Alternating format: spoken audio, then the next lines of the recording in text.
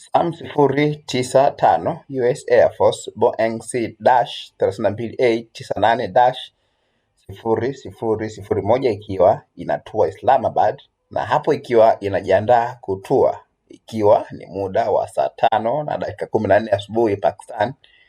Ndani akiwa JD Vance, makamu wa rais wa Marekani, akiwa anaingia Pakistani kwa ajili ya maridhiano dhidi ya wajumbe wa Iran.